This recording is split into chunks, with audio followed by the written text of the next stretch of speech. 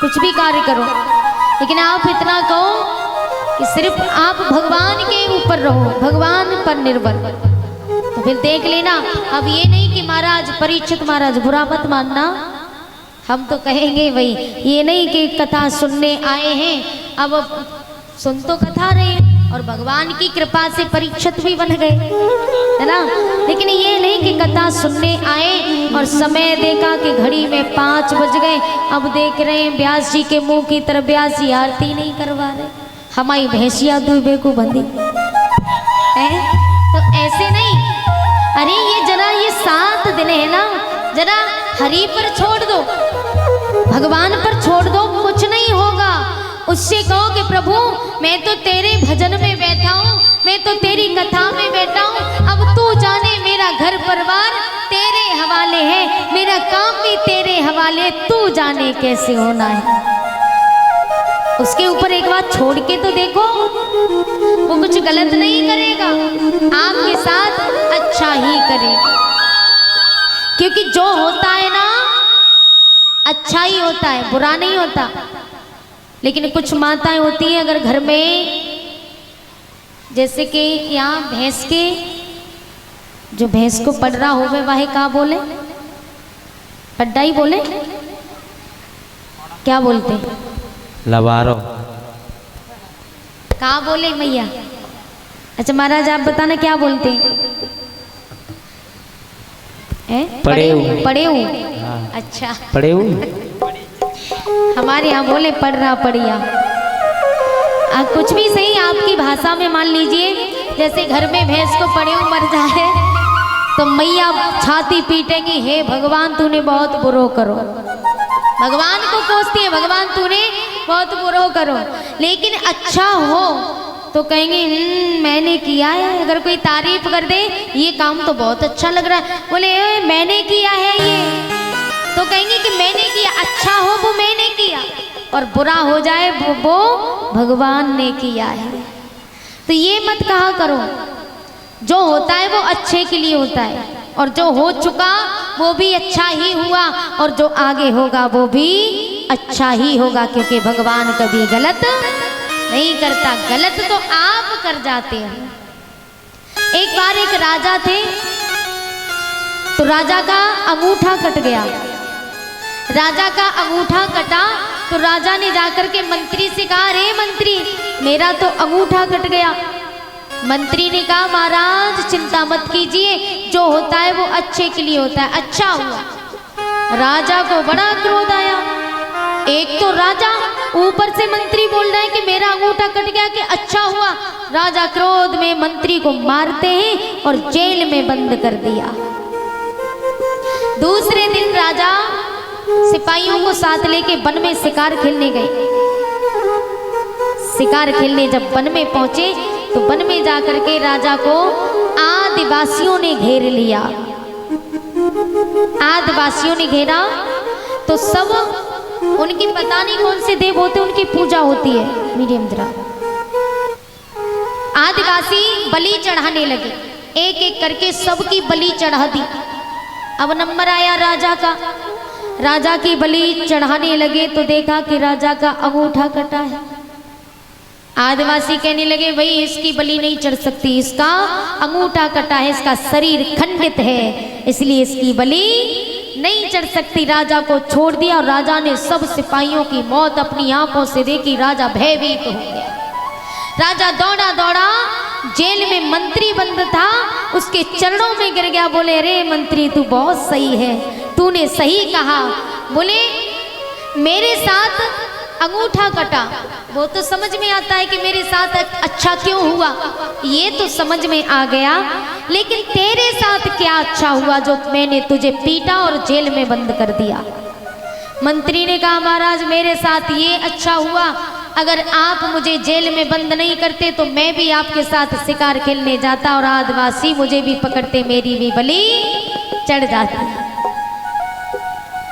तो इसलिए जो होता है वो अच्छा ही होता है, और जो होगा वो अच्छा होगा। ये मत कहना कि बुरा हुआ, कभी मत कहना। वास्तविक भगवान बुरा नहीं करता, अच्छा करता है, लेकिन हम लोगों को लगता है तो महाराज अब ध्यान रखना, ठीक है ना, आपको ज्यादा चिंता रहती है, हमारी भैंस बंदी है तू कि काना तेरे भरोसे। एक बार उसके भरोसे पर परिवार छोड़ के तो देखो, फिर देखो आनंद क्या है जीवन का। कि लाला तेरे भरोसे मेरा परिवार है, कि तू ही मेरी नाव का माझी हो, कि तू ही मेरी नाव का माझी, तू ही पतवार है, काना तेरे भरोसे मेरा परिवार है। और ये जमाना चाहता है, ये दुनिया तो चाहती है, अगर कोई भगवान का भजन भी करे तो लोग हंसी उड़ाते हैं, अरे बड़ी पुजारन बन रही है, यही कहते हैं ना, हंसी उड़ाते हैं, वो बड़ी पुजारन है, उसके हाथ का कुछ मत खाना, न जाने टोटका कर दिया होगा। ये बेढंग की दुनिया है जो भूल भुलैया में ही भूली है। कोई पूजा ज्यादा करे, बड़ी आई पुजारन, बड़ी पूजा करती है, इसके मारे कोई माता पूजा करने की हिम्मत ही नहीं करती, क्योंकि लोग हंसी उड़ाते हैं। तो दुनिया की मत मानो, दुनिया की सुनोगे तो आगे नहीं बढ़ पाओगे। कि जमाना चाहता है, ये जमाना चाहता है, ये नहीं चाहता कि कोई भगवान का भजन करे, ये दुनिया चाहती है। कि जमाना चाहता है तुझे मैं भूल जाऊं, छोड़कर नाम तेरा माया में डूब जाऊं। इसलिए प्यारे कि तू ही मेरी नाव का माझी, कि तू ही मेरा सेठ है, तू ही साहूकार है, काना तेरे भरोसे परीक्षित महाराज मेरा परिवार। ऐसा तो नहीं कि भैंस तेरे भरोसे हमारा कारोबार है? बोली गोविंद भगवान की। तो मैंने बताया कि एक जज बाबा थे, तो जज बाबा वृंदावन में रहते थे। वृंदावन में वो जब घूमते थे तो लोग उन्हें जज बाबा कह के पुकारते, जज बाबा। तो लोगों ने पूछा कि भाई जज बाबा का क्या मैटर है? बोले जज और बाद में बाबा, या तो बाबा कह दो, बाबा हैं भाई, संत हैं, तो बाबा को लेकिन जज क्यों लगाते हैं? तो बताया मंदिर के पुजारी जी ने कहा, बोले इन्हें जज बाबा इसलिए कहते हैं, एक बार जवाब दिया कि एक केवट था, तो वो केवट भगवान श्री राम का बहुत बड़ा भक्त था। केवट की पत्नी का देहांत हो गया, एक बेटा था और एक बेटी थी। मेहनत मजदूरी करके उसने अपनी संतान को पाल पोस के बड़ा किया। बेटी का विवाह किया तो गांव के साहूकार थे एक महाराज, गांव के साहूकार से उन्होंने थोड़ा कर्जा ले रखा था और उसी कर्जे को लेके बेटी की शादी कर दी। बोले साहूकार जी, हम बेटी की शादी करने के बाद मेहनत मजदूरी करके आपका कर्जा चुका देंगे। बोले ठीक है। साहूकार से कर्जा लेके बेटी की शादी कर दी। शादी करने के बाद बाप और बेटे ने बहुत मेहनत मजदूरी की और मेहनत मजदूरी करने के बाद दोनों ने साहूकार के पास गए पैसे लेकर के।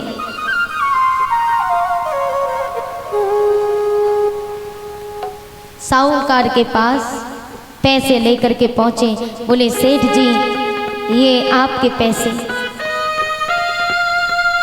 पैसे दे करके जाने लगे। बोले पूरा हिसाब चुकता हो गया? बोले हाँ हो गया, लेकिन भैया जरा ये पर्ची तो लेते जाओ। पर्ची बना दी। बोले पर्ची लेते जाओ, सबूत लेते जाओ कि आपने हमारा पैसा पूरा चुका दिया। तो जवाब दिया केवट बोला, बोले भैया इसमें सबूत की क्या जरूरत है, अरे रघुनाथ जी जाने। बोले रघुनाथ जी गवाह हैं, रघुनाथ जी जानते हैं, इसमें क्या आवश्यकता है, आप ईमानदार हो हम भी ईमानदार हैं, तो इसमें सबूत का क्या है, मैंने आपका पैसा चुका दिया, पर्ची की हमें आवश्यकता नहीं। सेठ जी ने पर्ची लेके फाइल में रख दी।